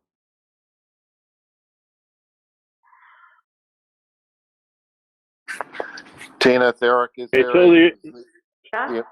the amount that the amount of hours they estimate, if they come in under that, is that all we pay, or are we paying that full amount that they're estimating? With Mudgett in their proposal, they had a caveat that said, If they work less than the 192 hours a year, they will charge us less. If they work more, they will not charge us more. That's So very fair. Yeah, the 58.5 is the very most you'll pay for 3 years.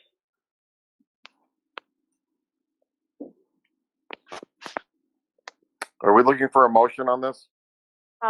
Yes, I think that got included in your packet too. Yes.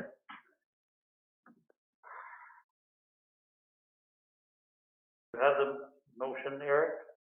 That's you, Eric. Yeah, believe me, on this cell phone, this is going back and forth between pages is not ideal. All right, I'll make the motion. This is Bob. I'll Thanks, move Bob. to award the 3-year contract for audit services to Mudgett Janet Crow-Wiesner for a total price not to exceed $58,500 for fiscal years ended 2021, 2022, and 2023. I have a second. I'll second it. It's Gary. Okay. Any further discussion? All in favor? Bob? Aye. Eric? Aye. Aye. Gary? Aye. Judy? Aye. So passed. Thank you. Okay. Update the personnel policy. What I have done, there has been some confusion recently in some of the wording of our personnel policy. We refer to what they call permanent part-time, and there's been confusion as to what that is.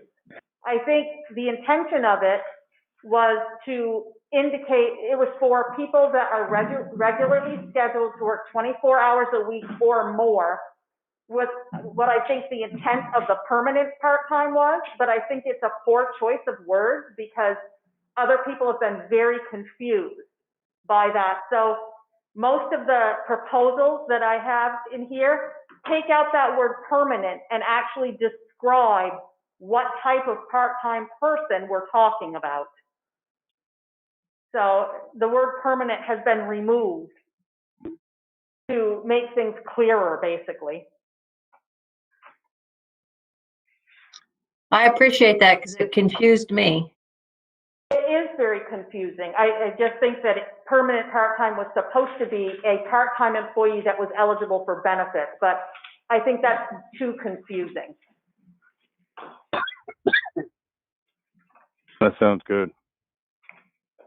The that I did make is under section 21 that doesn't have to do with permanent part-time was to include the highway superintendent under the Plan C, which you have already voted to do, but it never got updated in the personnel policy amendment. So I just included it here because we were already updating section 21 anyway. All right.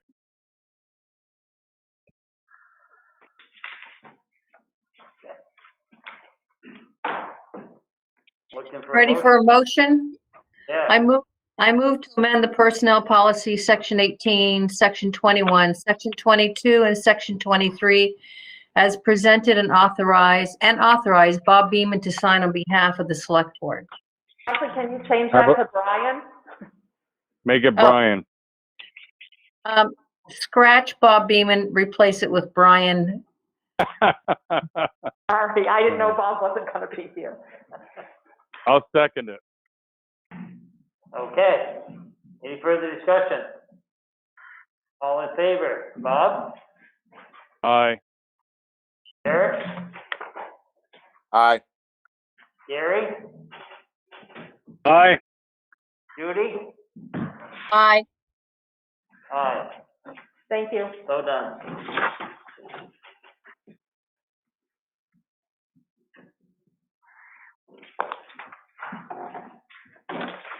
Okay. Okay, errors and admissions. We sent you an errors and admission via scan today, from the listers. And really what this is this was a change in current use status of a property at the state level.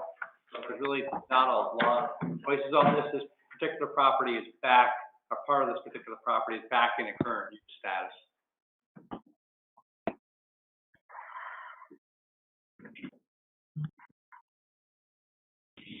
Promotion.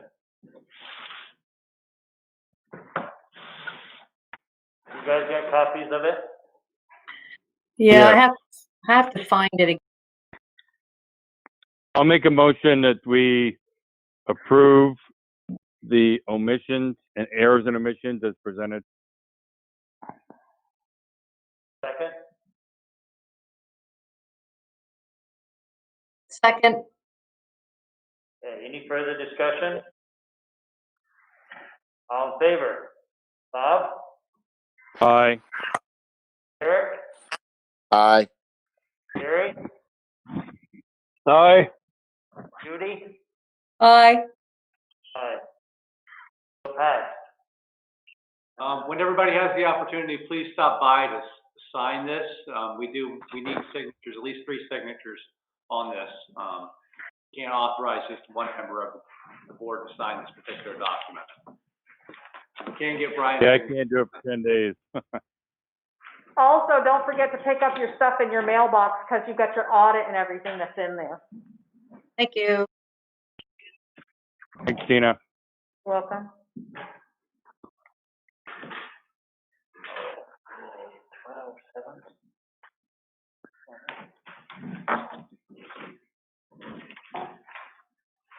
Okay, application, Transportation Advisory Committee. Transportation Advisory Committee. And I think that's up. Judy, would you like to speak to your recommendation for appointing somebody to the Regional Planning Commission's Transportation Advisory Committee? Yes, her name is Hannah, Farda. I don't know quite sure how to pronounce it, Farda. And she worked the polls this past election in November. And so I asked if she would like to join us on LCPC to be on the transportation subcommittee.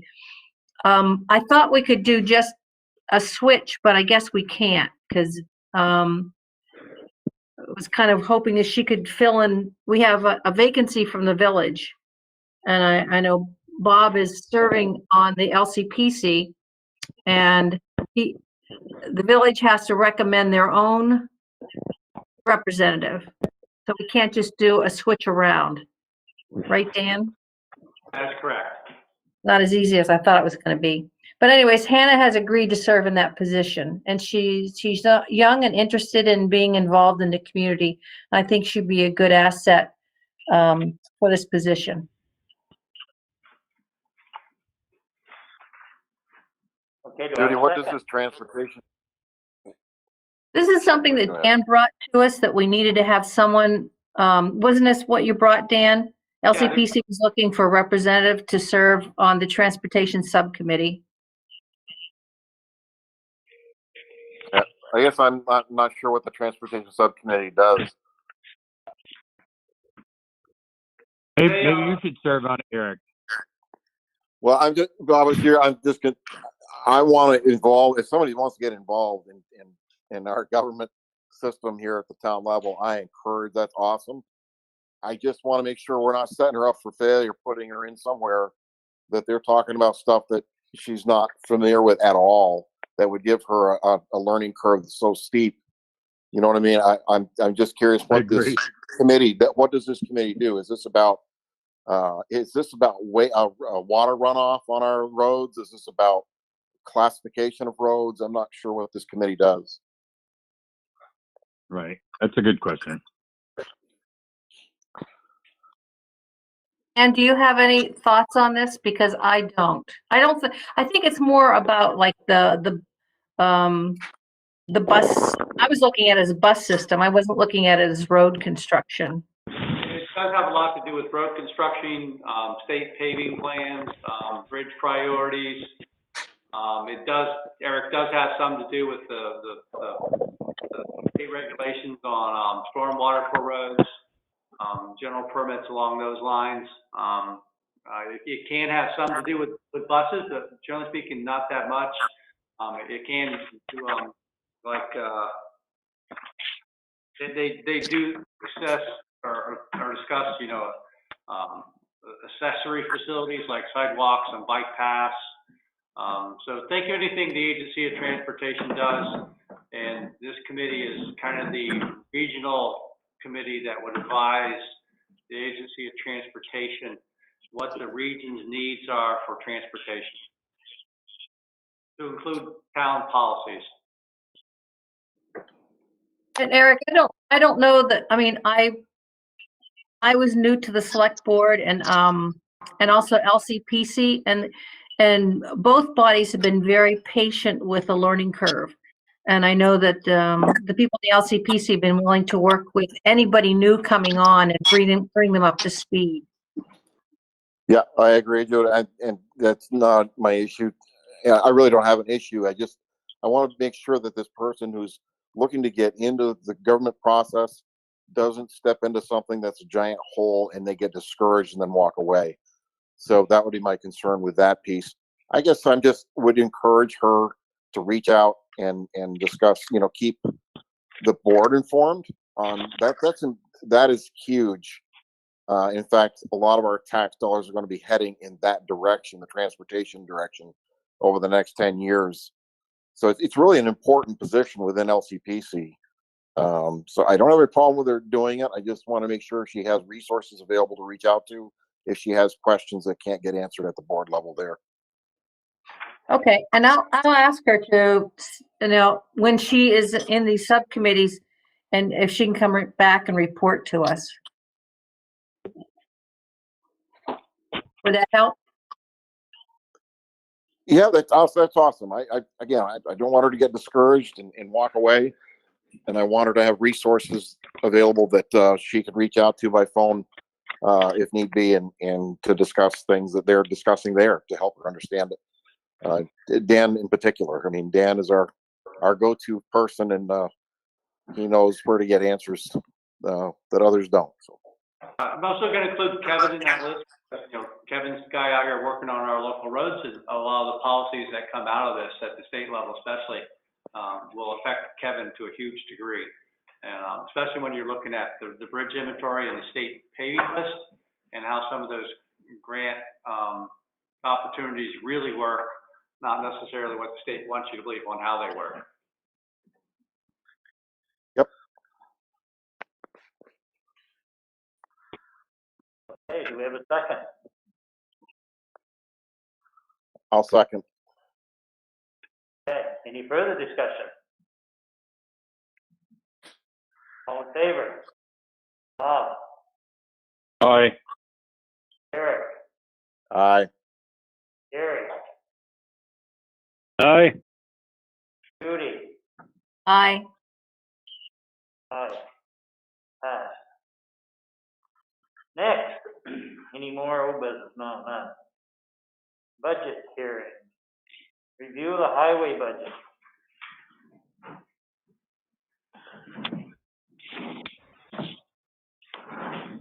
We have Kevin up to the table now too.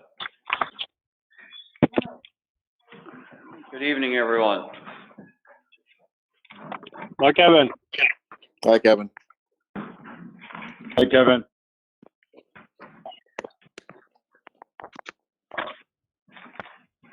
You lucky guy, you. Yeah.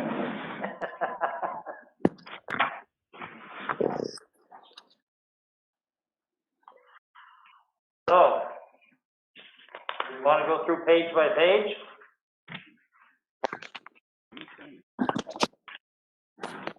Yes, please. Okay. Okay, so starting with the Highway Capital Equipment Fund. We usually do capital later. Yeah. Oh, do capital after? Yeah, we usually have one meeting that just talks about capital stuff, so we just do the operating budget usually first. So we're on page 1. Anybody have any questions on page 1?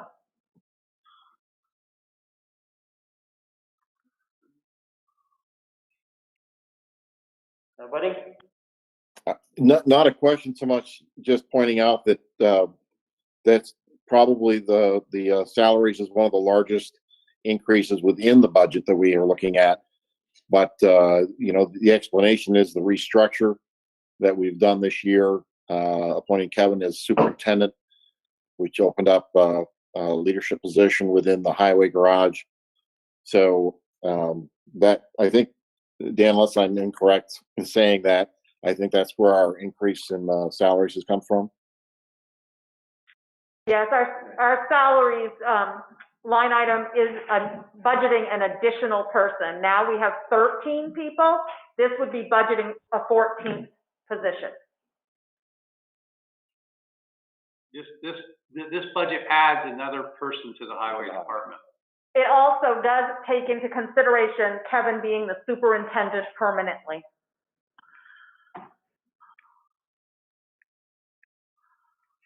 Is that on page 1? Go to page 2. Any questions?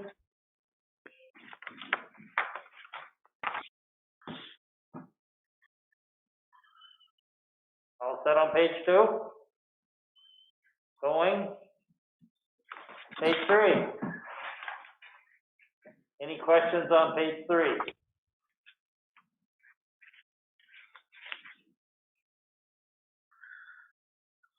Hearing none, let's go to page 4.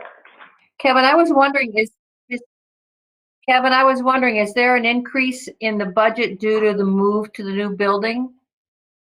There is. We just haven't got to it yet. Questions on page 4? A lot of this looks really good here. Page 5. Any questions on page 5? I have one. What sign? At the top. Those are the portable radar signs, PD and the highway. It seems how it's a highway sign. Yep. It's why it's in my budget, but it's something that PD has gone out and looked up and got one of the better prices around that I could find myself. So that's why there's an increase. Those are the radar signs. Yeah, this is something I've been working on for years. Just a second, we'll have the chief come up. I've been working on the signs for a number of years, trying to find resources, funding, the type of signs, and so on. And these signs are fairly similar to what you're seeing now in Johnson, Hyde Park, and you know, they're a basic feedback sign, which is on a post. The ideal situation would be to have a couple of the signs that would be mobile, if you will. So you have, you know, different hookup, and you could move them to different locations. So 4 signs could cover as many as 6 locations at a time. So that's my thought process. Due to funding, we haven't been able to find a grant that funds for what they call a feedback sign, which is what these are. So I've requested that the highway department consider putting them in their budget. And it certainly would help, you know, obviously with our speed control. It also help with our staffing, you know, so it basically takes the place of a cruiser sitting out there doing radar. So that's where that came from. And that's 4 of them? 4 of them. But you wouldn't have to have all 4 if we wanted to. I would recommend try to do 4, but you know, whatever we can, you know, start with. Yep. So they're right there about 4,000 a piece, 4,500 a piece. They're not cheap. No. I intend to still buy another radar trailer. So that I do have access to funding. So you know, we'll have that addition. I just that's quite a jump. That's what I asked for. Right. From 4,000 last year budget to 23. Yeah. Well, that's why I'm here. To answer that. Okay. And the next one I wanted to ask on the same page is the discharge permit. Last year was 27, went to 10,000. Yes, and that's because we're paying more to the state for stormwater discharge permits. So we'll just stop discharging it. Yeah. Okay. Any other questions from anybody else? Any questions on page 5? Thank you. Page 6.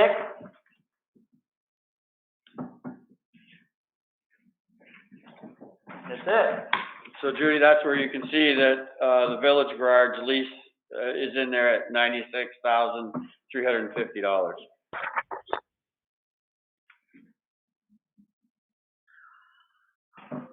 Okay, tell me where that is again? It's, Oh, I see it. I see it. Never mind.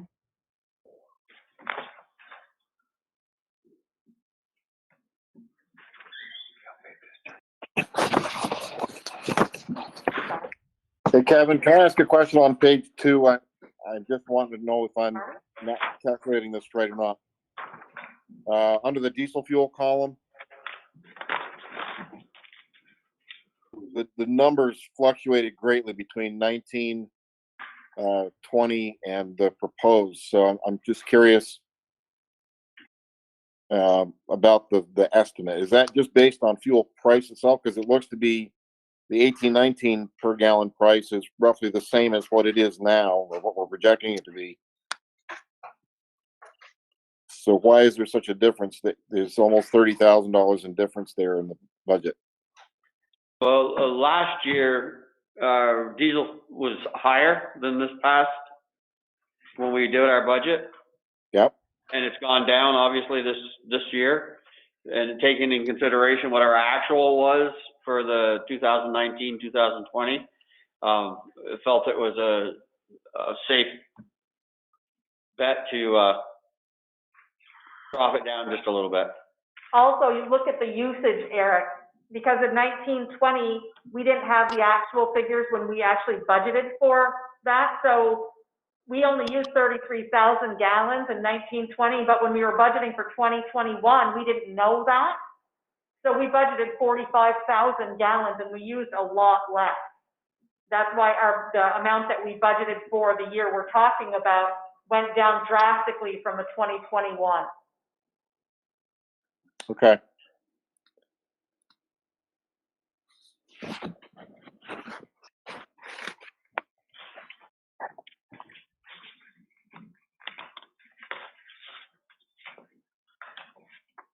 So do you have the final gallonage for 2021? No, we don't, because we're still in that year right now. We won't know that. Oh, okay, I'm sorry. Yeah. But I can tell you that the prices are a lot lower than I've seen them in a long time. We just got a bill, I think it's in your stuff to approve, and the highway portion of the valley bill is like $3,500 or something. It's a lot less than I've seen for quite a long time.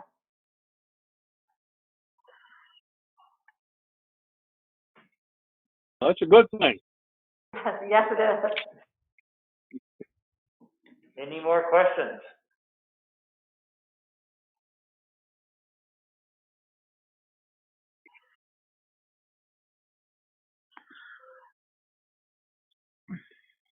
Thank you, Tina and Kevin. You're welcome. Thank you. Thank you, guys. Okay, moving along to liquor control, I guess there's nobody here. Approve the warrant. So moved. Eric? Yes. Bob will second it. Bob, second. Any further discussion? Can you also authorize Brian to sign for the select board, please, for the warrant? I thought that's what Eric did. Oh, yeah. I probably cut out during my transmission there, but I did say to have Brian sign.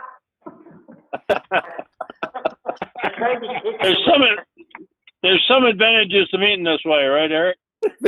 There is, to include eating dinner while we're having a meeting. Yeah. I tried to kick you under the table when you weren't there. Okay, any further discussion? All in favor, say aye. Bob? Aye. Eric? Aye. Gary? Aye. Judy? Aye. Brian? Aye. So approved. TA report. Sure. Good news from Tyler today. Finally on the Duhamel Pit Act 250, it looks like the hearing will finally be scheduled sometime in January. So it will be a virtual hearing. They have to go back to the legal counsel to see if that was going to be legal or not, and it is. So it will be a virtual hearing, kind of like the pre-hearing that we have, but this will be the actual hearing. So we should have a list of the issues that they really want to discuss with us. Hopefully next week, I think is what Tyler said. So as soon as I get that list, I'll put that list out. Tyler and I have already started talking about something. Like I think you can pretty much guess, you know, just from the other meetings that we've had with the Act 250, what those discussions will be.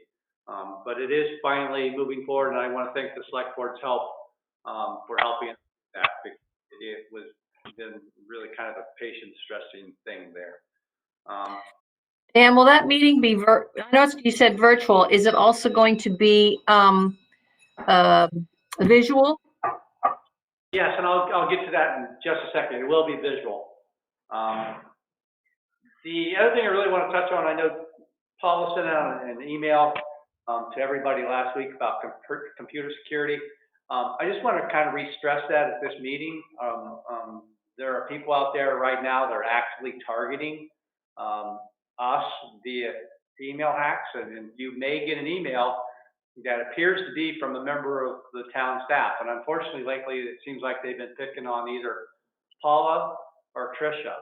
If it looks suspicious, do not open it. Call us so that we can do it. We're putting the proof point back on. We did have some problems with it previous time around that we had it installed. Not everybody did. Some people worked fine. But SimQuest has said that they made some mistakes on their end when they did it. And we kind of honestly, we made some mistakes where we have problems. We need to let them know right away that something's not working right. So as we go back to this proof point for your email, if something's not working right, let us know right away so that we can get it addressed.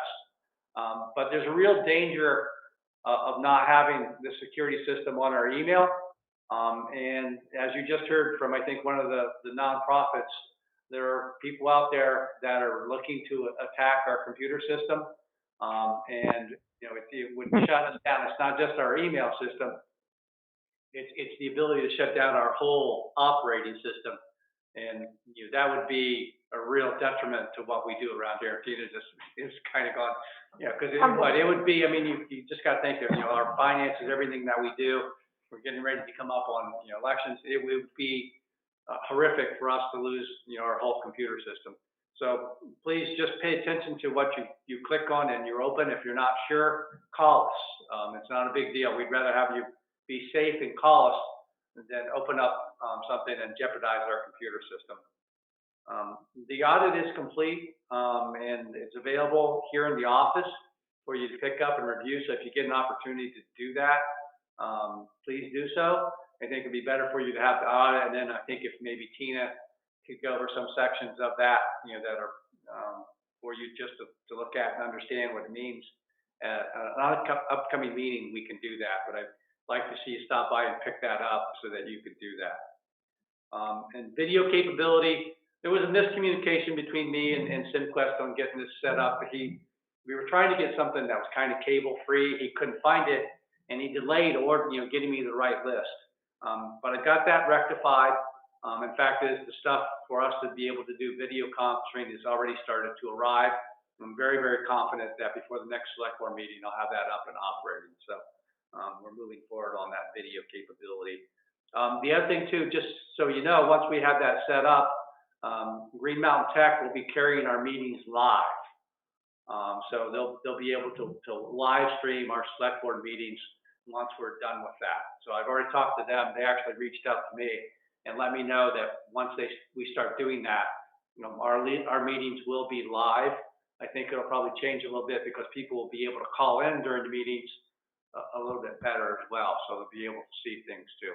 So that's great. Yeah, just so, and they'll still play video back on that, but the meeting will be live at that point in time once we start doing it. So, and that's all I have for right now. Any questions for Dan? Thank you. Thank you, Dan. Select board's concerns. Bob? Well, I just wanted to thank Brian for stepping up tonight. You know, we hadn't planned on this last minute, but I actually was sitting in my tree stand in Ohio, and all of a sudden I realized, boy, I can't go into the meeting, you know, Monday night. I've got a quarantine. So I'm glad he stepped up, and you did a great job, Brian. Thank you. Eric? I give honorable mention to Dave Jacoboni for the help with the kick in the pants to the Act 250 Commission. He did so in such a very gentle manner, as Dave is well known for, but the message was sent and effective. So Dave did us another good turn. I'll also go in a different topic here. This virtual meeting thing, I've talked to Dan, it doesn't work for me. I get as much out of visual communication as I do verbal, and I have a hard time sometimes reading the intent of folks without seeing their facial expressions, their nonverbal communication. So I'm probably going to attend board meetings from here on out, and I know that will be an inconvenience to some, but I just can't do this over the phone thing. It drives me nuts trying to switch back and forth between documents too. Oh, so you don't want to eat dinner and be at the meeting at the same time?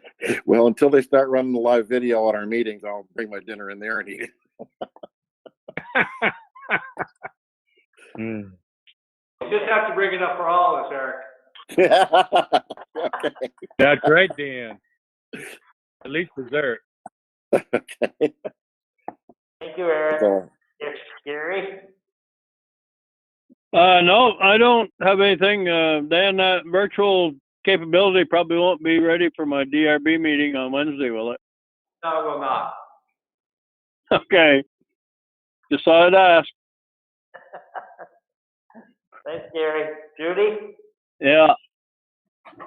I was asked to bring up the money that Hyde Park is charging our town for the increased taxes due to the sewer upgrade in Hyde Park. I'm not saying this all right. Anyways, I brought up the LCPC, and it's not something that they deal with. Are we going to be doing anything differently, Dan? Are we going to be consulting with a lawyer? Because really, we don't have any party status in this. I mean, what's going on right now is Hyde Park Village is increasing their sewer meter fees to the courthouse, which raises the county tax. So, and the county tax goes up, it's portioned out to the various towns in Lamoille County. So we really don't have any party status. I know the side judges have already, I think that's what Eric has relayed to me. The side judges have already contacted, you know, an attorney, I believe, Eric, correct me if I'm wrong, and our action as far as a party status for the town. You know, we get a portion of the county tax. We don't have a choice but to pay it.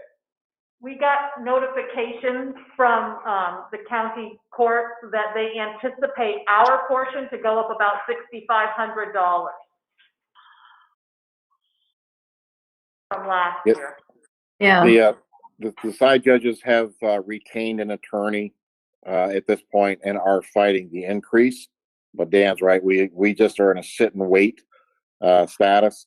The $6,500 to our taxpayers is it's minuscule, but it's money that I don't believe we should have to pay.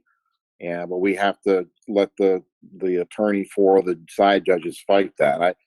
We're in a better position than some because anybody who is a part of Lamoille North Supervisory Union in their tax bill, you know, the high school, the Hyde Park Elementary School, and the Hyde Park Fire Department are all being increased substantially. So the folks in those tax regions are going to take a bigger hit than we are. But nonetheless, $6,500 doesn't need to leave the town to pay for Hyde Park's upgrade, as far as I'm concerned.